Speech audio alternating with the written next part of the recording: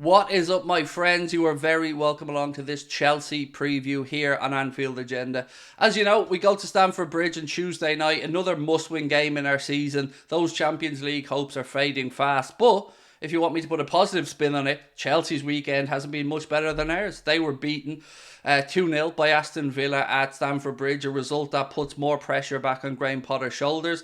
And at least we haven't spent 600 million quid in two windows. So at least, if we're looking for any positives, at least we haven't seemed to waste as much money as it looks like Chelsea may have done. Enzo Fernandez, is he looking like a £105 million midfielder? No. But then again, he is new to the league. Same with Mudryk. He looks like that 8-year contract may be a mistake, but he still has time to put it right. That being said, there are a few Chelsea players I'm worried about, and Ben Chilwell is probably the first one that comes to mind. He was one of the few, I think, decent performers in that Chelsea team against Aston Villa, and the idea of him and João Felix maybe cutting in and having runs at Trent down the right-hand side does concern me, but we'll get stuck into that in more detail in a moment. You know the drill by now. I'm going to give you my score prediction, starting 11 prediction, ask you guys to let me know your thoughts in the comment section, and as you can see, we are being proudly brought to you once again with thanks to our friends at Circl. If you want to join us for the Circl on Tuesday night, scan the QR code in the top corner of this video. You need to be 18 years or older, you need to be a UK resident, and it is a gambling product, so we urge you to please gamble responsibly. If you would like to get yourself £5 in free bets when you deposit and place your first £5 of bets, use the referral code anfieldagenda on sign up, and then our friends at Circl will make sure that is credited to your account. So look, I'm not going to hold you guys any longer. I'm going to get straight into the starting 11 and score prediction, and we'll start with the score prediction. So what have I gone for? I'm going optimistic. I'm going for a 3-1 Liverpool win. Can I give you a rational reason why I've gone with that score? Nope, not really. But I do think that we're in a better position than Chelsea. I do think that if it clicks for us, even partly through this game, we can leave Stamford Bridge with 3 points. It's not going to be easy. It's going to be a difficult game. But I think of two teams who are in pretty poor form this season, we have the ability to at least switch it on occasionally, maybe score a couple of goals. And Chelsea's defence doesn't fill me full of confidence either. They've been pretty porous from the games that I've watched them in, and you know, Villa could have scored more than the two that they did at Stamford Bridge, and of course Chelsea had plenty of chances of their own. So let's look, 3-1, that's the score prediction that I'm going for. Again, you might think I'm being overly optimistic, but I think we can get the win. I really do. So let me know if you agree or disagree in the comment section. And now we move into the nitty gritty. We move into the starting 11. And I want to start out as I always do with the goalkeeper and the centre backs. It is Alisson Becker, of course, Virgil van Dijk and Ibrahima Konate. And I think you'll agree with me, we're not seeing what we need to see, particularly from Virgil van Dijk, who's supposed to be the leader of that back line. He's been a pale shadow of himself, nowhere near the player we know he's capable of. Konate obviously has a lot more wiggle room with us Liverpool fans because he's relatively new to the league. He's still a young centre-back, and we know how high his ceiling is. It is a head scratcher what's going on with Verge. It does seem to be dripping into his international games as well. He just doesn't seem to be full of confidence at the minute. There's a lot of throwing his arms in the air, a lot of eyes to the heavens, and a lot of finger pointing, but not much leadership. And that's what we need from the big man. Moving into the full-back positions, again, have I made a change? No. Nothing we can really do here. What do? Stick Milner at right back? Maybe bring Costas in at left back? I do think Andy Robertson had a poor game against City, but it isn't a run of poor games from Robbo. I think he's been quite good recently, so I am allowing him obviously to have a little bit of a blip.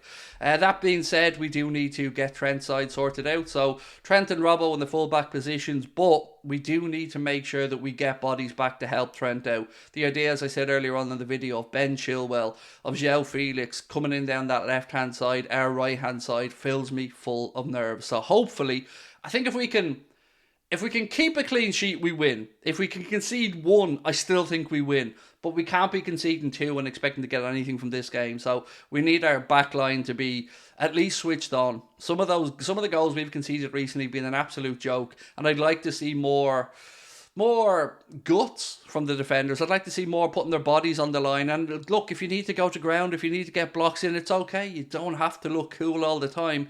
You just have to do your job. And your job is to stop the ball going in the net. So I want to see more of that from our defenders. I want to see more of a work rate from our defenders and a lot less looking around to see who's responsible for these errors. I want these errors to be cut out before they happen. Right, we move into midfield, and as you can see, I've gone for a 4-2-3-1 lineup. I thought we looked really, really good in the first half against Manchester City, setting up this way. And yes, you play different formations for different teams, and you set up to play against your opposition as your manager sees fit. But I like the balance that we had in that first 45. Didn't really carry on into the second half. But that being said, I've stuck with that formation for this game. What have I gone with in midfield? Well, Fabinho and Hendo as the base of the midfield, because there isn't really any other options. Would you feel more comfortable with Jones? No, neither would I. Would you feel comfortable with Carvalho? I'd give him a run, but we know Klopp isn't going to, most likely. Then we've Thiago, who's still out. We've Naby Keita, who's out. Alex Oxlade-Chamberlain or James Milner. They are really the only other option. So it's a no from me. So we're going with Fabinho and Jordan Henderson at the base of the midfield. Then I liked the role that Cody Gakpo was in. Just tucked in behind Mohamed Salah. I thought that he made some really good turns and manoeuvres in the centre of the park. Rodri having to drag him back on a few occasions. Should he have been sent off? Probably. But he wasn't. But it's still Rodri. And he gets away with a lot, doesn't he? He really does get away with a lot. But I thought Gakpo looked really good. So I like Gakpo in that position. Then we move into the wide areas. Who have I gone for left and right? Well, I've gone for Darwin Núñez on the left, and let's be honest, I'm still scratching my head as to why he didn't start against Manchester City. He didn't really do much when he came on either, mind you, but it was a cut in his ankle. It wasn't a muscle strain. It wasn't anything that we had to worry about with regards to it being or him worsening it. So I was shocked that he didn't start. Even more shocked that I took Klopp up to the 68th minute to bring him on. And on the right-hand side, I thought Elliott, particularly in the first half, did quite well in that area. It's an area he's more familiar with. And I didn't think Diogo Jota was much good, to be honest. And it shocked me from Jota because I think he's a really intelligent footballer. His movement at times can be sensational. But it just doesn't look like he's able to rediscover his own best form after that long layoff with injury. So for this one, I go for Harvey Elliott on the right-hand side, and I would go for Darwin Núñez on the left. And then through the centre up top, obviously it's got to be Mohamed Salah. Now, the irony is that for many weeks I've been calling for Jurgen Klopp to take Mohamed Salah off in games. But against Manchester City, I thought Salah was having one of his better games for Liverpool, and he still gets hooked off. I will never, ever, ever, as long as I live, understand the substitution of taking off Cody Gakpo and bringing on James Milner at the end of a game that we were chasing and losing. Just doesn't make any sense to me. You flip that with what Manchester City did. They took off Rodri and they brought on young Cole Palmer, an attacker. We were chasing the game and we're bringing on James Milner and taking off Gakpo. Makes no sense to me. So that is my 11. Do I think we can get the win? Yes. Am I confident we get the win? Not really, but then again, how can I be? How can I sit here, look you in the eye and say I'm confident of anything from this Liverpool team? I suppose the upside for us is Chelsea are every bit as bad this season. They're down in the bottom half of the Premier League, which is absolutely ridiculous for a team with the attacking talent they have, with the players that they've brought in. So yes, it is going to be a pressure-filled evening for them as well, and I'm hoping that that allows us to go and get the win. If we can pick up a bit of momentum and take that into the weekend's game against Arsenal, you never know. 11 games to go in the Premier League, and I would suggest that we need to win every single one of them to have any chance of Champions League football.